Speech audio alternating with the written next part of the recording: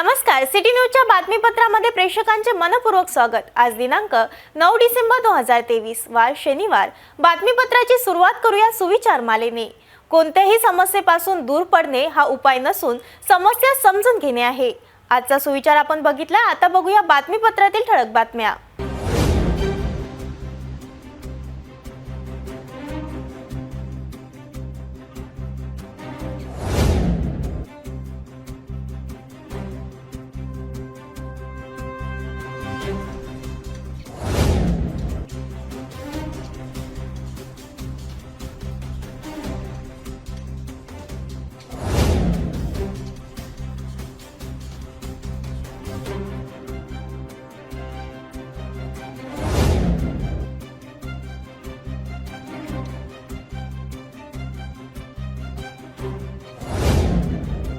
आपण ठळक बातम्या बघितल्या। आता घेऊया छोटासा ब्रेक।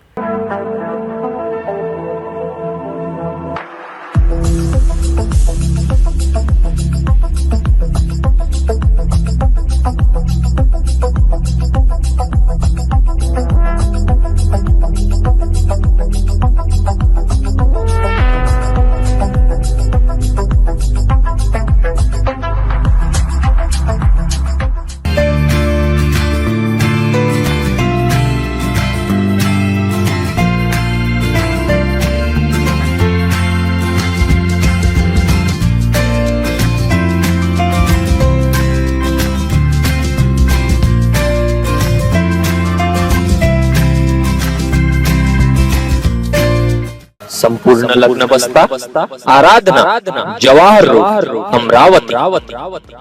ब्रेक नंतर बघूया सविस्तर बातम्या। अमरावती शहरात जीवघेणा हल्ला करण्यासाठी तसेच इतर गुन्हे घडवण्यासाठी चाकू तलवारसह आता पिस्तूल सुद्धा वापरत असल्याचे दिसून येत आहे। अशीच एक गावठी कट्टा बागडत असलेल्या एका युवकाला राजापेठ पोलिसांनी 8 डिसेंबरच्या रात्री सुतगिरणी परिसरातून ताब्यात घेतले। युवकाने कट्टा दुसऱ्या एका युवकाजवळून विकत घेतल्याची कबुली दिली असल्यामुळे पोलिसांनी त्या गावठी कट्टा तस्करी टोळीचा पर्दाफाश करणे गरजेचे आहे।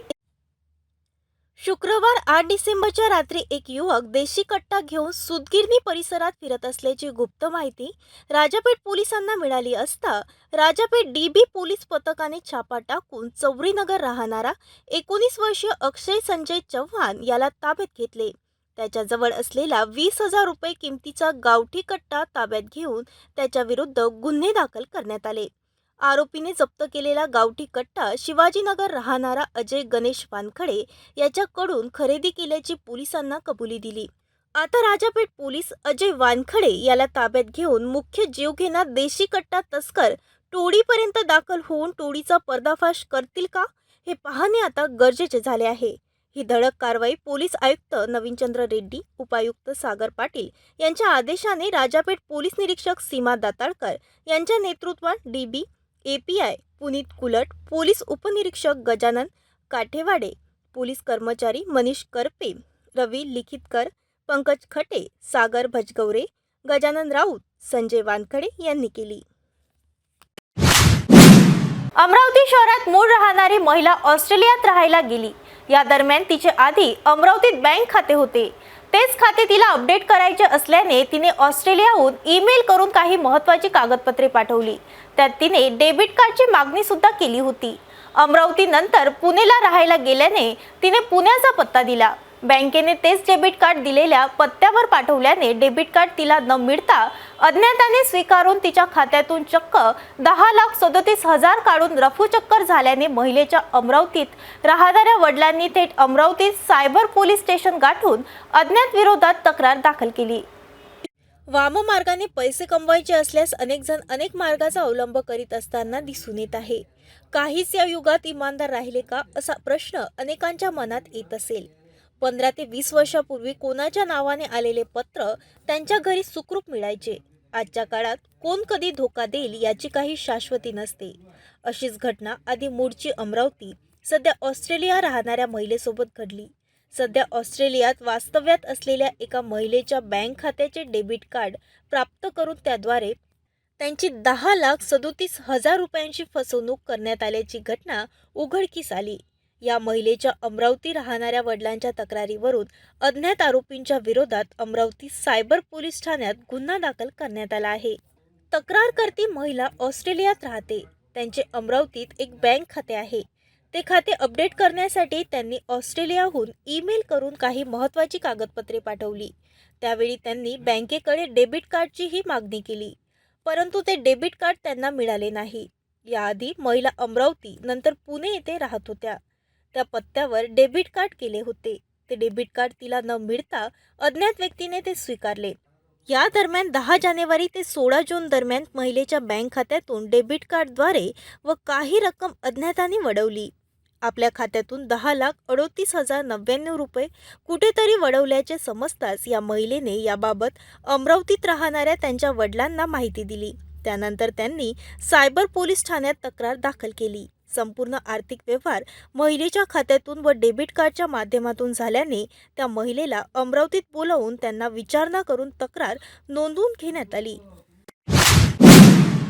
महाराष्ट्र राज्य विधिमंडळाच्या नागपूर हिवाळी अधिवेशनात गुरुवार 7 डिसेंबरला अमरावती विधानसभा सदस्य सुलभा खोडके यांनी अमरावती शहराच्या विकास कामाची पुरवणी मागण्या सादर केल्याने त्यात मंजुरी दिल्याने आता अमरावती शहरातील विविध परिसराचा विकास होणार आहे. तर अनेक शासकीय रुग्णालयाचा विकास करिता निधी मंजूर झाल्याने आता जिल्हा सामान्य रुग्णालय, जिल्हा स्त्री रुग्णालय सह सुपर स्पेशलिस्ट रुग्णालयाचा विकास होण्याच्या मार्गावर आहे.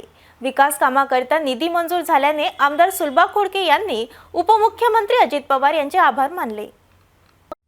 नागपूर विधान भवन येथे सुरू असलेल्या हिवाळी अधिवेशनाच्या पहिल्या दिवशीच्या कामकाज दरम्यान वर्ष 2023-24च्या पुरवणी मागण्या सादर करण्यात आल्या, ज्यामध्ये अमरावतीच्या विकासाला घेऊन आमदार सुलभा खोडके यांनी शासनाकडे सादर केलेल्या मागण्या डिसेंबर 2023च्या पुरवणी मागण्यामध्ये मंजूर करण्यात आल्याने आता अमरावती शहराचा विकास तर अनेक शासकीय रुग्णालयाचा विकास होण्याच्या मार्गावर आहे. यात जिल्हा स्त्री रुग्णालयाच्या 200 खाटांच्या नूतन इमारतीमध्ये विद्युतीकरण व फर्निचरच्या कामाकरिता एकूण 15 कोटीचा निधी, सुपर स्पेशलिस्ट हॉस्पिटल करिता 66 कोटी, चित्रा चौक ते नागपुरी गेट उड्डाणपुलाच्या अतिरिक्त लांबीचे बांधकाम व विद्युतीकरणासाठी 10 कोटी, शेगाव ते रहाटगाव पर्यंतचा रस्ता क्रॉकेटीकरणासाठी 10 कोटी, तसेच राजपूत धाबा ते चांगापूर फाटापर्यंत रस्ता चौपदरीकरण व क्रॉकेटीकरणासाठी 200 कोटी अशा प्रकारे भरमसाठ निधी मंजूर करण्यात आला आहे. अमरावतीच्या विकासासाठी भरीव निधी मंजूर केल्याबद्दल आमदार सुलभा खोडके यांनी राज्याचे उपमुख्यमंत्री अजित पवार यांचे आभार मानित अभिनंदन केले आहे. अमरावती जिल्ह्यातील सर्वात मोठे प्रस्तुतालय असलेले जिल्हा स्त्री रुग्णालय अमरावती अर्थात डफरीन रुग्णालयाची 200 खाटांची नूतन इमारत उभी झाली आहे. सदर रुग्णालय लवकरात लवकर रुग्णसेवेत कार्यान्वित करण्यासाठी उर्वरित कामे जलद गतीने पूर्ण होणे जरुरीचे आहे. म्हणून अमरावती येथील जिल्हा स्त्री रुग्णालयाच्या 200 खाटांच्या नूतन इमारतीमधील विद्युतीकरणाच्या कामासाठी 9 कोटी 11 लक्ष 15 हजार इतका निधी, तसेच फर्निचर कामांसाठी रुपये 6 कोटी 37 लक्ष 18 हजार इतका निधी उपलब्ध करण्यात यावा, याबाबत राज्याचे उपमुख्यमंत्री तथा वित्तमंत्री अजित पवार यांना पत्र सादर केले. त्याचवेळी डिसेंबर 2023च्या पुरवणी मागणीत निधी उपलब्ध करण्याचे आश्वासन मंत्री अजित पवार वतीने देण्यात आले होते. या आश्वासनाची पूर्ती नागपूर हिवाळी अधिवेशनाच्या पहिल्याच दिवशी सादर करण्यात आलेल्या पुरवणीत मागणीत दिसून आली. यासोबतच शेगाव ते रहाटगाव पर्यंतच्या रस्ता क्रॉकेटीकरणासाठी पुरवणी बजेटमध्ये 10 कोटींची तरतूद करण्यात आली आहे. राजपूत धाबा ते चांगापूर फाटा रस्ता चौपदरीकरण व क्रॉकेटीकरणासाठी 20 कोटींची तरतूद करण्यात आली आहे.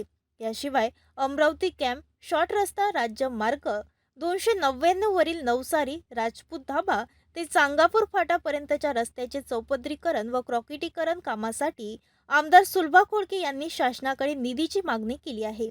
याकरिता 20 कोटी रुपयांच्या निधीची पुरवणी मागणी मंजूर करण्यात आली आहे.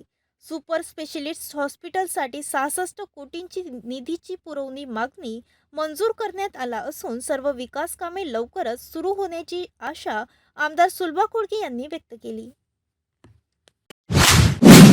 अवकाळी पावसाने विदर्भातील अनेक जिल्ह्यातील अनेक शेतकऱ्यांच्या शेतातील पिकांचे नुकसान झाले आहे. हल्ली अनेक शेतकऱ्यांनी आपल्या शेतात हरभरा पिकांची पेरणी केली. मात्र उगवलेल्या हरभरा पिकांवर ऊन कमी पडल्याने आता लष्करी अळीने आक्रमक केले. अशात नुकसान भरपाईची मागणी शेतकरी करीत आहे. विदर्भात गेल्या 2 आठवड्यापासून अवकाळी पाऊस बरसत आहे. याच दिवसात ऊन कमी पडत असल्यामुळे शेतातील हरभरा पिकावर परिणाम जाणवत आहे. अशात आता शेतकऱ्यांवरील संकटाची मालिका संपलेली दिसून येत नाही. नुकताच अवकाळी पावसाने शेती पिकाचं नुकसान झालं. त्यानंतर आता अमरावती जिल्ह्यातील धामणगाव रेल्वे तालुक्यात निंभोरा बोडखा शिवारात हरभरा पिकावर लष्करी अळीने आक्रमण केले आहे. अळ्यांचा झुंड हरभरा झाडावर दिसून येत आहे. या अळ्या दिवसाला 3 एकर पिकाचं नुकसान करत आहेत. खरीप हंगामातील नुकसानीतून सावरून शेतकऱ्यांनी रब्बी हंगामात हरभरा पेरणी केली. मात्र लष्करी अळीमुळे शेतकऱ्यांवर दुबारा पेरणी संकट ओढवले आहे. मी निंबोरा बोडका येथील एक शेतकरी आहे, नामदेव वैद्य. मौजा माझा सोनेगाव आहे. सोनेगाव क्षेत्रात माझं शेत आहे. माझा हेक्टरी 3 हेक्टर 31 चणा आहे. जवळपास 10 हेक्टर चणा आहे, तरी 3 हेक्टर 31 मधला चणा पूर्ण खाल्ला. जसा माझा चणा खाल्ला तसाच माझा निंबोरा गाववासीचा सर्व शेतकऱ्याचा 50% चणा खाऊन खतल. आणि हे अभायामुळे 2 ते 3 दिवसात लष्करी अळीचा फार मोठ्या प्रमाणात अटॅक आला. त्या अटॅकमुळे रातोरात चणा आमच्या शेतातला अळीने गायब करून टाकला. त्यामुळे आमच्या सरकारला एकच मागणी आहे का आमच्या शेतकऱ्याकडे लक्ष द्यावं. आम्हाला दुबार पेरणीचं संकट आलेलं आहे आणि दुबार पेरणी आल्यावर आम्ही काही करू शकत नाही. पेरणीची आमची सोय नाही आणि शेतकऱ्याने जगावं का मरावं अशी हे इच्छा आहे आमची. आणि आम्हाला परत कृषी ऑफिसवाल्यांनी लक्ष द्यावे आणि आमच्या शेतकऱ्याकडे लक्ष घालून आमच्या निंबारे रहिवाशाचं आग्रहाची माहिती आहे का बुवा तुम्ही आमच्या शेताच्या बांधावर यावं आणि परत आम्हाला माहिती द्यावे का कशामुळे लष्करी अळी कंट्रोल होईल. आमच्या पद्धतीने आमच्या शेतकऱ्यांनी ते कव्हर केलं, पण ते आटोक्यात येत नाही आहे. तरी सरकारनं माझी इच्छितो का आमच्याकडे काहीतरी मदतची दुबार पेरणीची आम्हाला मदत करावी. दुबार पेरणीचं संकट आम्हाला आलं आहे आणि चणा आज आमच्या 100% हातातून गेला आहे. परत पेरणी करावी लागते. पहिल्या पेरणीला मला 36,000 रुपये लागले. असे इतर शेतकऱ्याला आपापल्या परीने खूप पैसे लागलेले आहे. त्याची आता दुबार पेरणी करायची व्यवस्थासुद्धा लागत नाही आणि बियाणेसुद्धा कृषी केंद्रातून त्यांना उधार मिळू शकत नाही. त्यांनी काय करावं. तर आमचे वावरं आता खाली राहायची कंडिशन आली. आम्ही आता जगाव का मराव हे आम्हाला असं वाटत आहे. परिणामी कृषी विभागाने तातडीने पंचनामे करावे आणि सरकारने तातडीने मदत करावी अशी मागणी केली आहे. भेटूया एका छोट्याशा विश्रांतीनंतर. किचन गृहिणी से जुड़ा एक अटूट हिस्सा, जहां उसे मिले हर एक चीज अपनी सही जगह पर. इसलिए Amba stainless steel kitchen trolley आपको लगने वाली साइज अनुसार, आपके किचन के अनुसार, बिल्कुल आपकी इच्छा अनुसार उच्चतम क्वालिटी के किचन ट्रॉलीज मैन्युफैक्चरिंग से सीधे आप तक, यानी 100% वाजिब दाम, न देखभाल की जरूरत, न जंग लगने की परेशानी, आसानी से वॉश करने हेतु उत्कृष्ट कैरियर सिस्टम, साथ ही स्टेनलेस स्टील जीना रेलिंग, डेकोरेटिव ग्रिल एवं गेट भी हम बना कर देते हैं. Amba stainless steel kitchen trolley, Dastur Nagar चौक के पास, MIDC road, Amravati, Maharashtra. Break नंतर बघूया सविस्तर बातम्या. विश्रांतीनंतर पुन्हा आपले स्वागत. राज्याचे उपमुख्यमंत्री अजित पवार अमरावती शहरात आले असता अमरावतीच्या खासदार नवनीत राणा यांनी पवार यांचे स्वागत केल्याने राजकीय चर्चेला उधाण आले आहे. अशात खासदार नवनीत राणा यांची प्रतिक्रिया जाणून घेतली असता मी अमरावतीचे खासदार असल्यामुळे उपमुख्यमंत्री पवार साहेबांचे स्वागत करणे हे माझे कर्तव्य आहे. तुम्ही आगामी निवडणूकमध्ये राष्ट्रवादीची तिकीट घ्याल का असा प्रश्न केला असता मी NDA सोबत आहे. आमचे पक्षाचे अध्यक्ष रवी राणा यांना विचारावं लागेल अशी स्पष्ट प्रतिक्रिया व्यक्त केली.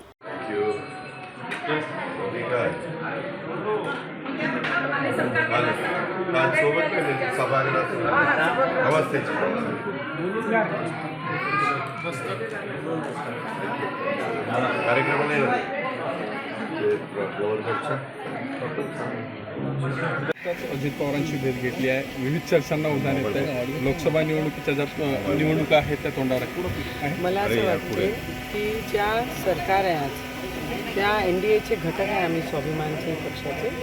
आणि ॲज ए डिप्टी CM साहेब जेव्हा आमच्या जिल्ह्यामध्ये येतात ॲज ए खासदार माझं कर्तव्य आहे त्यांना येऊन ग्रीट करणं आणि त्यांना बुके देऊन त्यांचं स्वागत करणं आपल्या जिल्ह्यात.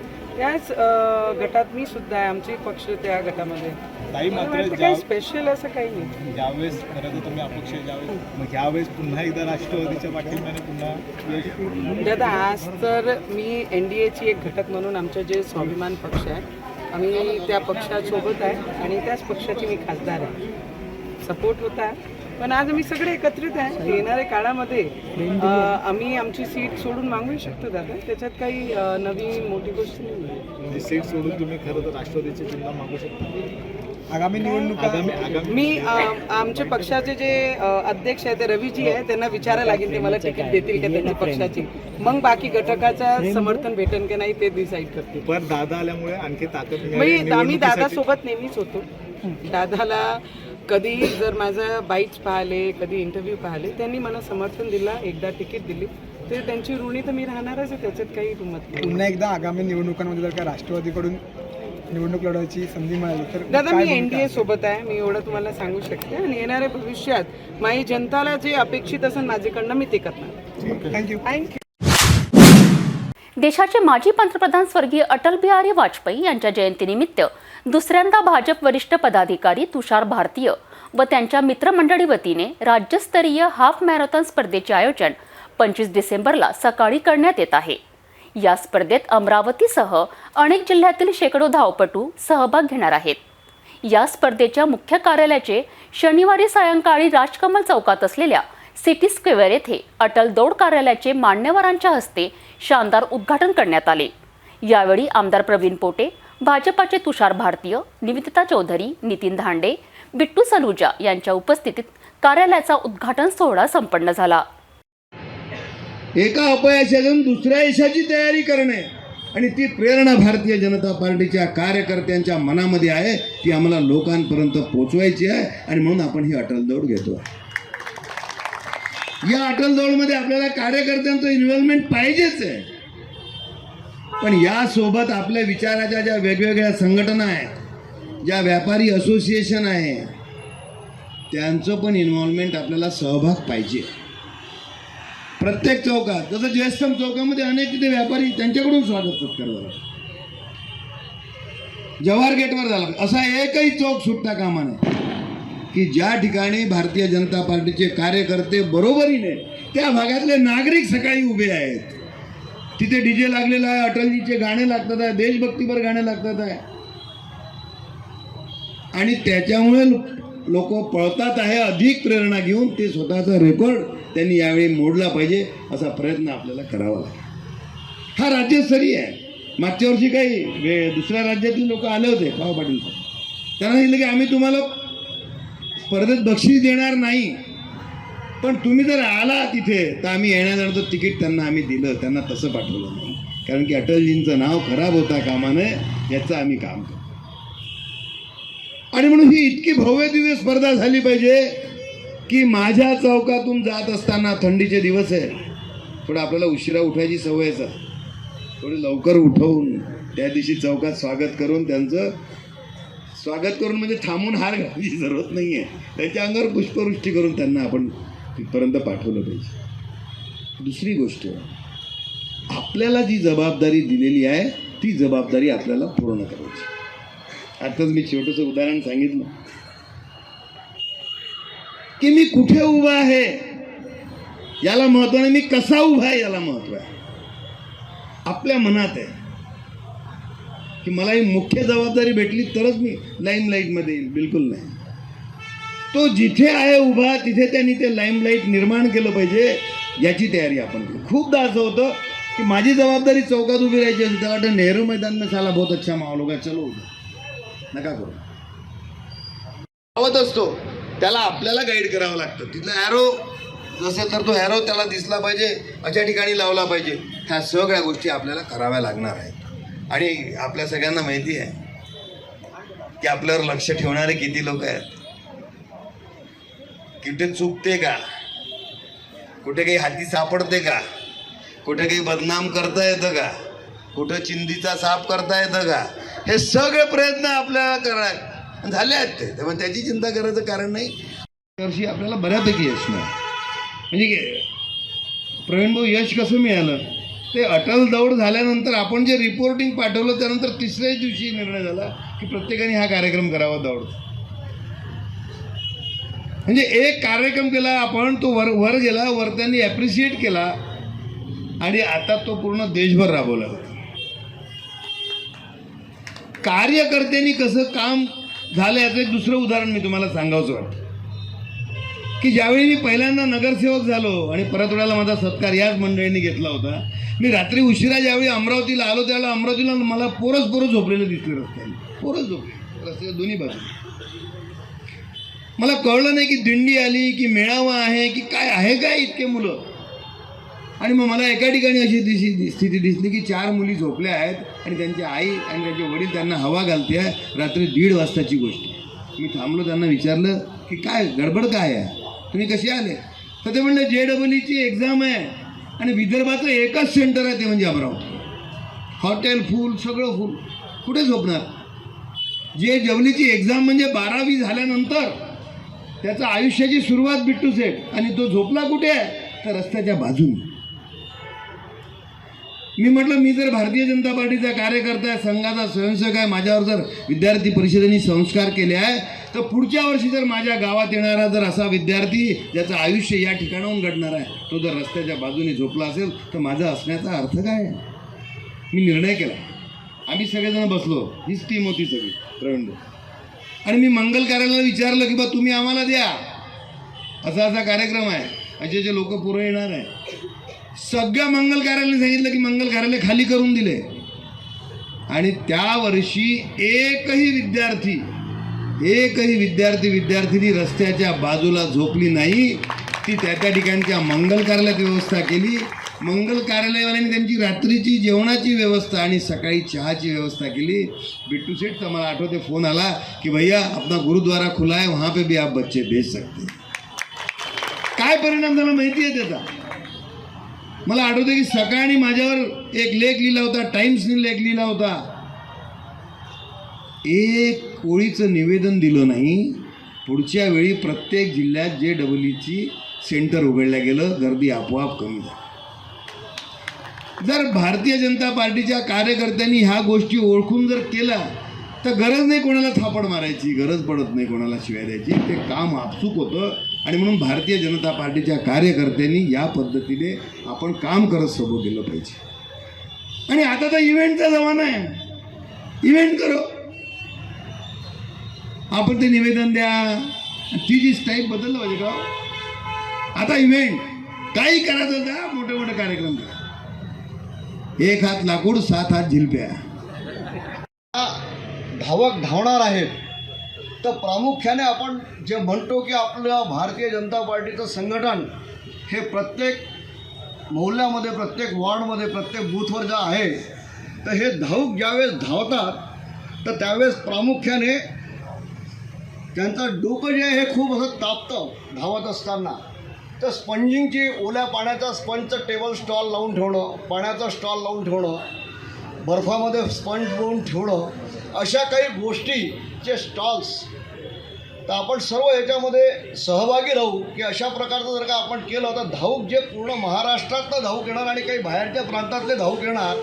तर या आयोजनाचं कौतुक झालं पाहिजे की सध्या अटलजीच्या नावाने तुषार भारतीय मित्रमंडळाने हे जे आयोजन केलेलं आहे ते उत्कृष्ट आयोजन आहे. तो संदेश घेऊन ते महाराष्ट्रातून किंवा महाराष्ट्राच्या बाहेरचे जे स्पर्धक आहेत ते गेले पाहिजे. आणि म्हणून या ठिकाणी असं मला वाटतं की आपण सर्वांनी या ठिकाणी झोपून घेतलं पाहिजे.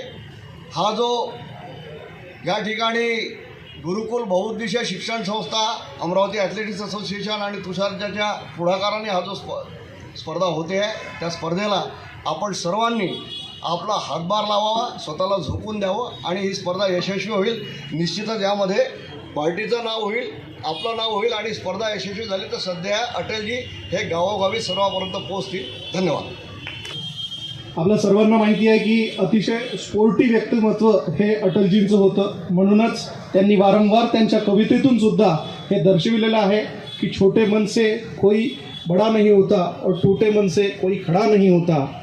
यानंतर मी मंदार नानोटीला विनंती करतो की त्यांनी निवेदिताताई चौधरी दिगडे यांचा या ठिकाणी पुष्पगुच्छ देऊन स्वागत करावं.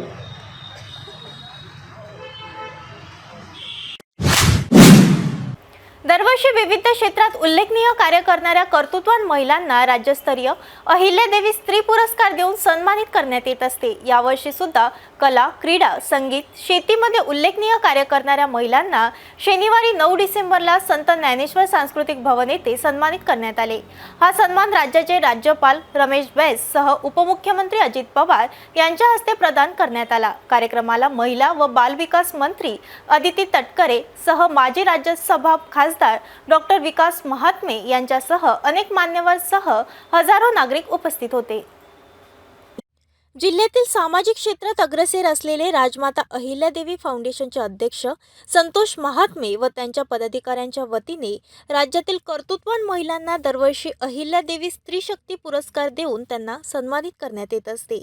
कला, शिक्षण, संगीत, शेती आदी क्षेत्रातील महत्त्वपूर्ण भूमिका बजावणाऱ्या महिलांना उपस्थित मान्यवरांच्या हस्ते सन्मानित करण्यात येत असते।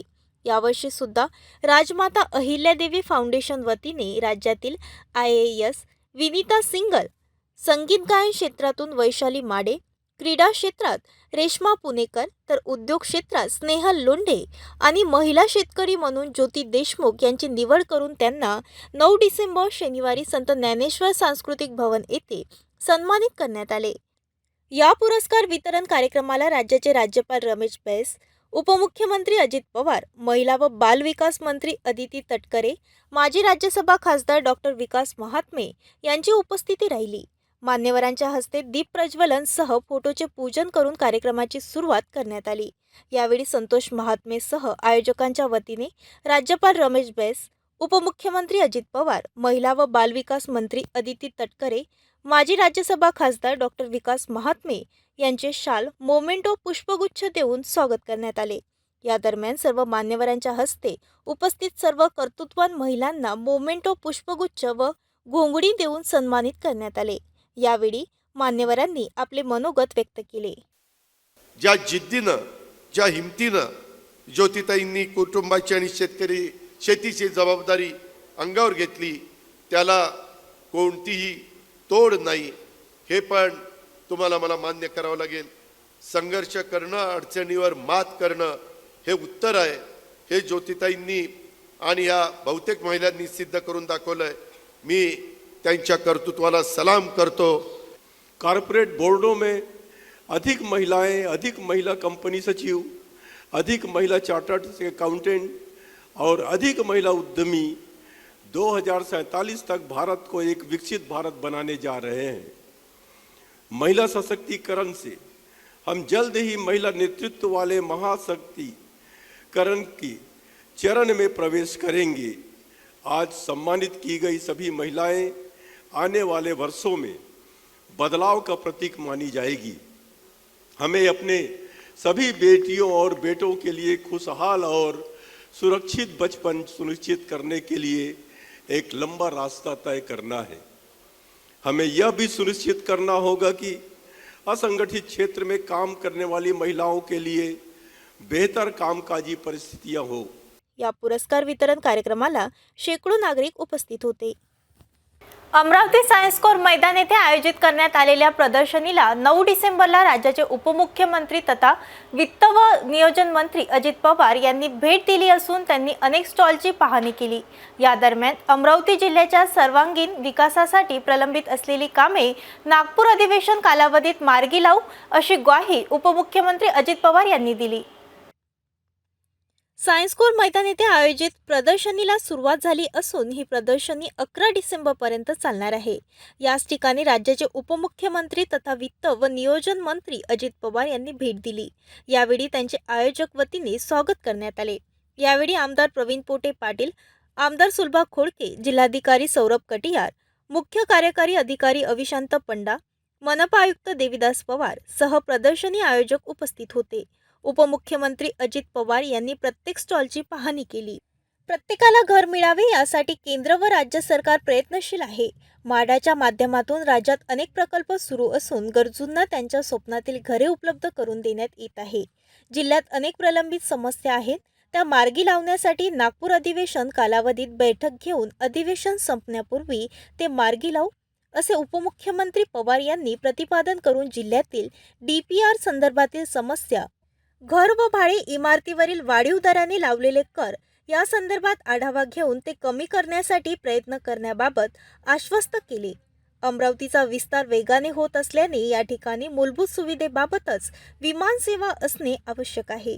बेलोरा विमानतळ सुरू होण्यासाठी येणाऱ्या अडचणी तातडीने मार्गी लावून नाईट लँडिंग व इतर सुविधा तयार करून विमान सेवा लवकरच सुरू करण्यासाठी प्रयत्न करण्याचेही अजित पवार यांनी स्पष्ट केले.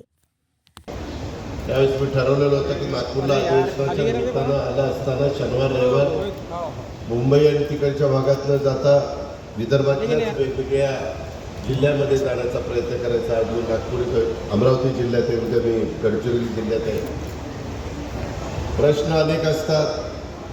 मी आज इथं एका वेगळ्या कार्यक्रमाच्या निमित्तानं राज्यपाल महोदय महामहिम येणार आहेत. 2 वाजता तो कार्यक्रम आहे आणि त्याला मी येणारच होतो हे संजय खोडकेंना माहिती होतं.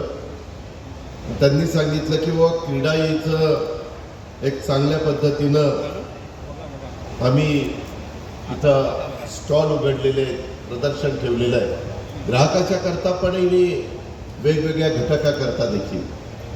तर त्याला तुम्ही भेट द्या. मित्रांनो, मी राजकीय जीवनामध्ये गेले अनेक वर्ष काम करतोय. मला कन्स्ट्रक्शनच्या संदर्भामध्ये मी त्याबद्दलचं शिक्षण घेतलेलं नाही, परंतु माझ्या हातनं गेल्या 30-32 वर्षामध्ये अनेक प्रकारची बांधकामं सरकारी असतील कुठलीही म्हणून काम करत असताना जवळपास 1750 कोटी रुपयाचं वडाळ्याला GST भवनचं काम सुरू केलेलं आहे गव्हर्नमेंट ऑफ महाराष्ट्राच्या. परवाच PK दासनी प्रेझेंटेशन दिलं. आपण आता मराठी भाषा भवन मरीन ड्राईव्हला तुम्हाला माहिती असेल सावित्रीबाई फुले हॉस्टेल आणि तिथं अजून काही एक जागा मोकळी होती आणि एक एज्युकेशनची होती. तो सगळा प्लॉट आम्ही एकत्र करतो आणि तिथं महाराष्ट्राला साजेसं अशा प्रकारचं मराठी भाषा भवन आणि सुंदरपैकी मुलींच्या करता जवळपास 400-500 मुलींचं हॉस्टेल हे त्या ठिकाणी बांधतोय. असंच आणि आताच्या काळामध्ये कॉर्पोरेशन म्हणजे महानगरपालिका असेल किंवा जिल्हा परिषद असेल किंवा शासनाचे विविध डिपार्टमेंट असतील त्यांची इमारती ह्या चांगल्या असल्या पाहिजे. मी आता पुण्यात कामगार भवन, राज्याचं कामगार भवन, राज्याचं सहकार भवन, राज्याचं शालेय शिक्षण भवन, राज्याचं सारथीचं एक महत्त्वाचं कार्यालय, अशी अनेक प्रकारची कार्यालय ही त्या भागामध्ये मी कामं सुरू केलेली आहेत आणि कामं गतीनं चाललेली आहेत. शेवटी जुन्या इमारती त्याच्यात येणाऱ्या लोकांना पण अडचणी असतात, नीट सोय नसते. आता महिलांचं प्रमाण वाढलेलं आहे आणि महिलाही मोठ्या प्रमाणावर येतात, त्याच्यावर त्यांनाही स्वच्छतागृह लागतं, तिथं चांगल्या प्रकारचं व्हेंटिलेशन लागतं, बसण्याची व्यवस्था लागते, वेळेची बचत झाली पाहिजे. अशा सगळ्या गोष्टी आम्ही टप्प्याटप्प्याने करतोय. बहुतेक तालुक्यामध्ये बहुतेक शहराच्या ठिकाणी प्रशासकीय इमारती सेंट्रल बिल्डिंग हे पण करण्याचा आमच्या सगळ्यांचा मदत आहे.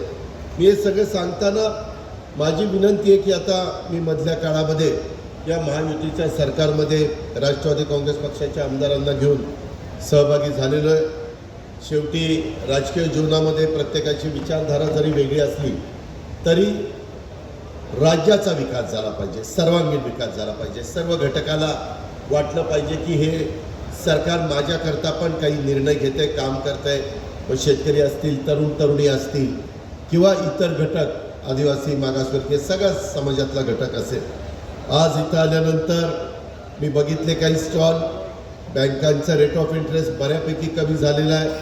घरं घेण्याच्या करता त्याचाही फायदा ग्राहकांनी घ्यावा. कामाचा दर्जा चांगला असला पाहिजे.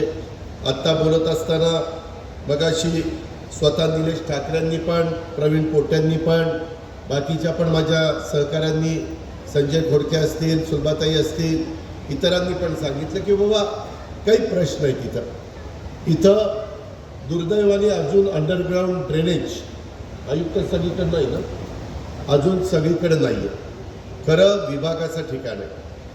मी तर सारखं सांगत असतो अर्थमंत्री म्हणून, जवळपास 6 लाख कोटीचं बजेट या राज्य सरकारचं आहे. त्याच्यामध्ये एवढं मोठं बजेट असताना त्यात जिल्ह्याच्या ठिकाणी तर पाहिजेच पाहिजे, पण विभागाच्या ठिकाणी पहिल्यांदा प्राधान्याने अंडरग्राऊंड ड्रेनेज झालं पाहिजे. मी त्याच्या संदर्भात मला सुलभाताईंना सांगायचं आहे, प्रवीणजींना सांगायचं आहे, नागपूरला मला आठवण करा, तिथं मी नगरविकास आणि ह्या बाकीच्यांना बोलून तशा प्रकारच्या सूचना देईन. ते म्हणतील फायनान्सची आम्हाला जोड लागेल, त्याच्याबद्दल मी फायनान्सला काय सांगायचं सांगेन. कारण अंडरग्राऊंड ड्रेनेज त्या शहरामध्ये असल्याशिवाय स्ट्रॉंग वॉटरचं पाणी जाण्याच्या करता व्यवस्थितपणे व्यवस्था असल्याशिवाय, मगाशी पिण्याच्या पाण्याच्या बद्दलचा प्रश्न इथं उपस्थित करण्यात आला. ज्या शहराचा विकास चांगला व्हावा तिथं व्यवस्थित पिण्याचं पाणी तिथल्या आया बहिणींना आणि सगळ्यांना मिळालं पाहिजे. त्याच्या संदर्भामध्ये कुठंही अडचण येता कामा नये. आणि आता देशाचे पंतप्रधान नरेंद्र मोदी साहेबांनी घर घर नल अशा प्रकारचा मोठा कार्यक्रम हातामध्ये घेतला आहे. कालच मी त्याचा आढावा घेत होतो राज्याच्या बद्दलचा, आणि त्याच्यात फायनान्स, पाणीपुरवठा सचिव, मंत्री असे सगळेजण आम्ही बसलेलो होतो. आणि त्याला मजिप्राचे अधिकारी होते, जिल्हा परिषदेचे ग्रामविकासचे सचिव होते, आणि त्याच्यातनं ज्या काही अडचणी येतात त्या सोडवण्याचा माझा आणि माझ्या सहकाऱ्यांचा गुलाबराव पाटील आणि हे सगळ्यांचा प्रयत्न आहे. आम्हाला अशा प्रकारचे प्रश्न सोडवण्याच्या करता मला स्वतःला आवड. त्याच्यामध्ये नुसतंच भाषणं करून जायचं नाही, तर त्याचा पाठपुरावा पण तुम्ही त्या बाबतीमध्ये केला पाहिजे. इतर रेराच्याबद्दल पण काही प्रश्न हे आमच्या निलेश ठाकरेंनी सांगितले, त्याबद्दल मुंबईला एकदा या, माझ्या ऑफिसला विचारून डिकले त्यांना वेळ द्या, किंवा संजय खोडकेच्या मार्फत जरी तुम्ही कळवलं तर मी तिथं बोलून घेईन. आणि मी अजय मेहतालाच तिथं बोलवतो. अजय मेहता रेराचे प्रमुख आहेत.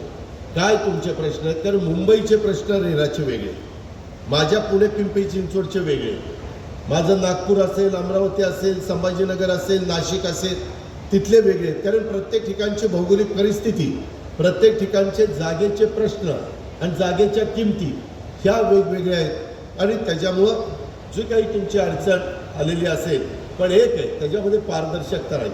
जर पाठीमागं कुठल्या इथल्या बिल्डरनी किंवा कोणी काही गडबड केलेली असेल म्हणून काही गोष्टीची शिस्त लावली असेल, तर मग त्याचं तुम्हाला ते सहन करावं लागेल. कारण एकदा धोरण ठरलं की तुमच्या व्यवसायातल्या सगळ्यांनी त्याचं अनुकरण केलं पाहिजे. तिथं कुठं गडबड होता कामा नये. मगाशी बोलत असताना किंवा क्रीडाईनं पण मला निवेदन दिलेले समस्यांच्या बाबतीत मी तर आश्चर्यचकितच झालो की जर उद्याच्याला अजित पवारनी इथं एखादा फ्लॅट घेतला आणि तो सध्या इथं नाही आहे म्हणून त्याने भाड्याने दिला आणि त्याला 1 लाख रुपये भाडं असेल, तर 56,000 रुपये मी महानगरपालिकेला भरायचे. म्हणजे हे तर पठाणी टॅक्स झाला. असा टॅक्स असा असावा की जो टॅक्स भरायला नागरिकांना पण समाधान वाटावं. आम्हाला जाऊनच घेऊ नये, इन्व्हेस्टमेंटच करू नये. हे असं अयुक्त तुम्ही आता इथं काही महानगरपालिका नाही, होलसेल तुम्ही आहे, त्याच्या संदर्भात ह्याचं नीटपणे, नाही तर मी एकदा तुम्हाला 2 तासाच्या अंतरावर मी सध्या तरी अधिवेशन संपेपर्यंत आहे, त्याच्यामध्ये तुमची पण काही बाजू असेल, मी नाही असं म्हणत नाही, त्याचाही अभ्यास करा. आणि मी 2-4 दिवसात तुम्हाला तिथं बोलवतो आणि आपण चर्चा करू. आणि चर्चेतनं काहीतरी एक मध्यम मार्ग, ज्याला आपण व्यवहारी मार्ग म्हणतो, तशा पद्धतीनं काढण्याचा प्रयत्न त्या बाबतीमध्ये करू. त्याच्यामध्ये अंडरग्राऊंड ड्रेनेजचा पण ते विषय घेऊन या. त्याच्या संदर्भामध्ये तुमच्या जोडीला सुलभाताई आणि प्रवीण पण आहेत, त्यांनी पण त्या बाबतीमध्ये यावं. DPRचे तुमचे प्रश्न प्रलंबित आहे, त्याच्याकरता मी गगराणी CM सेक्रेटरी पूर्वी ते नगरविकासला होते, त्यांना आपण बोलू, असीम गुप्ताला बोलू, ज्यांच्याकडे असेल त्यांना बोलून हा DPRचा पण प्रश्न का प्रलंबित राहिलेला आहे ते पण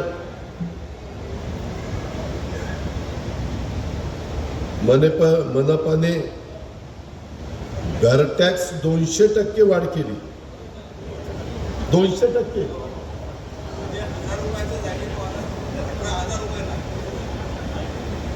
काय चाललंय? आयुक्त पहिले कुठं होता तुम्ही? तर हे पण प्रश्न आला, जे प्रश्न तुमच्या अखत्यारीमध्ये सोडवण्यासारखे नसतील आणि वरिष्ठ पातळीवर ते सोडवले गेले पाहिजे, त्याच्यामध्ये आपण त्याची चर्चा त्या बाबतीमध्ये करू.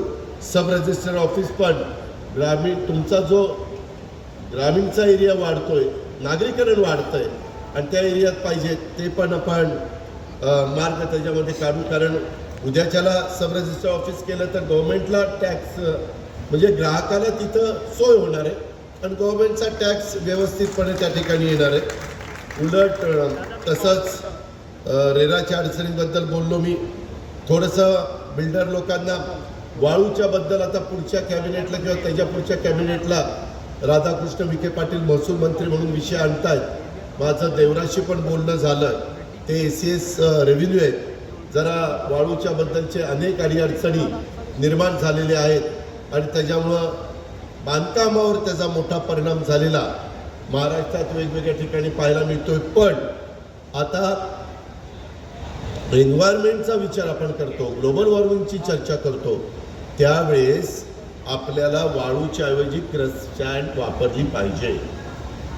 क्रीडाईचे प्रमुख सतीश मगर यांनी पहिली मगरपट्टा स्थिती 450 एकराची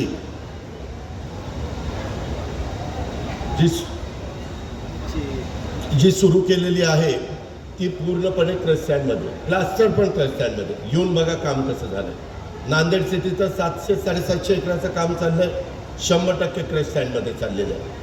त्याच्यामध्ये इतर पण ठिकाणी अजून त्यांचे टाउनशिप उभं करायचं काम चाललंय, ते तशाच पद्धतीने चाललंय. आपण पण आपल्या पुरता न विचार करता पुढच्या पिढीचा पण विचार केला पाहिजे. किती वाळूचा उपसा नदीतनं करावा आणि किती आपण पर्यावरणाशी त्या ठिकाणी अडचणी निर्माण कराव्या, त्यालाही काही मर्यादा आहे. पण तरी देखील वाळूच्या बद्दलचा एक 15 दिवसामध्ये थोडं बहुत तुम्हाला त्याच्यामध्ये रिलीफ मिळेल अशा पद्धतीचा निर्णय हा आम्ही घेतोय आणि त्याबद्दल मुख्यमंत्री, उपमुख्यमंत्री आणि रेव्हेन्यू मिनिस्टर आम्हा लोकांची सगळ्यांची चर्चा झालेली आहे. बेलोरो विमानतळाच्या बद्दल बरंच इथं सांगितलं. खरं तर सगळेच विभागाचे तर विमानतळ नाईट लँडिंग आणि सगळ्या सुविधा पाहिजेत. नाईट लँडिंगच्या करता का सतत वाढत आहे त्याच्याहीबद्दल जर निधीची कुठली कमतरता असेल तर ती कमतरता दूर करण्याची जबाबदारी अर्थ खात्याचा मंत्री म्हणून माझी स्वतःची राहील. सुलभाताईंनी जे सांगितलं मग आचारसंहिता लागेल त्याच्या आत सगळ्यात सँक्शन देऊन त्याला कसं मार्ग काढता येईल. जाता जाता पुन्हा एकदा आजच्या ठळक बातम्या.